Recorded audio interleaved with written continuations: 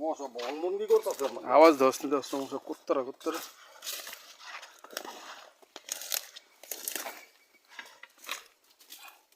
আওয়াজ শুনছিস মশা? হ্যাঁ বেটা এই মশা কামড় দিল তো আমার না গুরু। তবে যাই হোক ওই যে পাথরের যে চিকুন রাস্তাটা আছে না ওই রাস্তায় কিন্তু ওয়েট করা যাবে না যে রাস্তাটায় টানের উপরে যাইতে হবে কারণ ছোটো ছোটো গর্তগুলো আছে তো ওগুলোর মধ্যে অনেক সময় গুইসাপ টুইসাপ এটি থাকে টানের উপরে। হ্যাঁ হ্যাঁ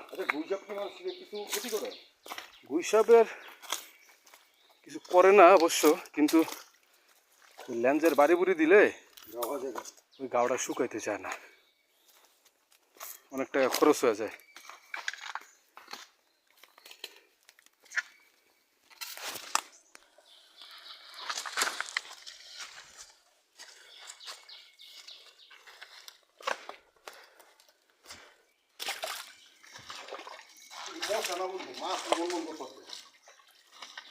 আমি দেখলাম মাছি মাছিও কিন্তু বিষাক্ত আছে তো থাকবোই অপরিকল্পিত রেডি হ্যাঁ কিন্তু আর লেডি করুন যাবো না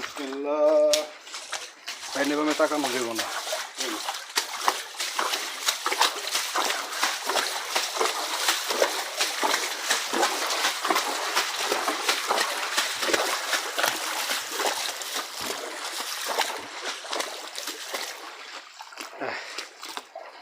যাক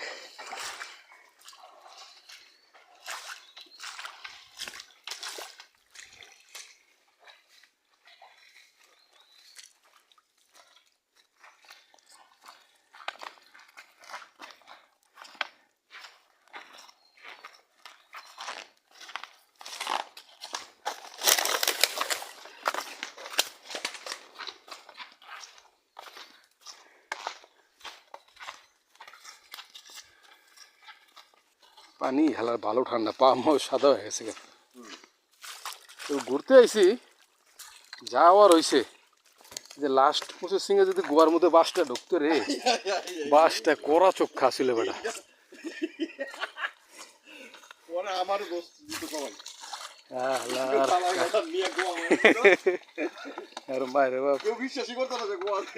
বাস ঢুকছে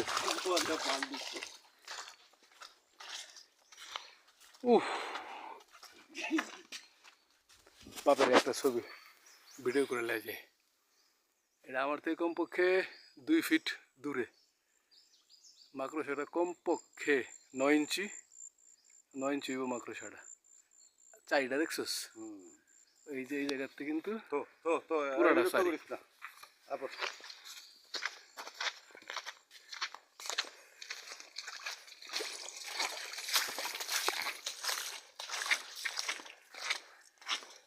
ও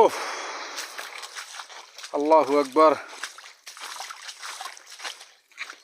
ট্যুর মানে সেই লেভেলের ট্যুর দিছি দুই আপেল খায়া ট্যুর দিছি দুজনে ঝাঁকানাকা ট্যুর।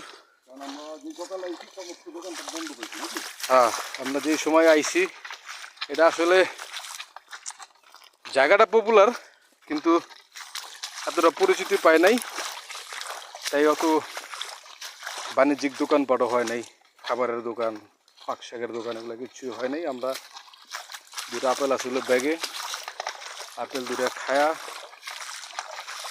1 থেকে 1.5 ঘন্টা টানা হাঁটছি হাঁটার পরে মেলখুম 2টা জোন ছিল 2টা জোনই ঘুরলাম তবে পুরা পাহাড়ি এলাকায় আমরা দুইজন একা কোনো মানুষ নাই তাই রিস্ক নিয়ে আর ভিতরে গেলাম না। হ্যাঁ 2-4 না 5-7 কিলোমিটারের মধ্যে আমরা দুইজনই।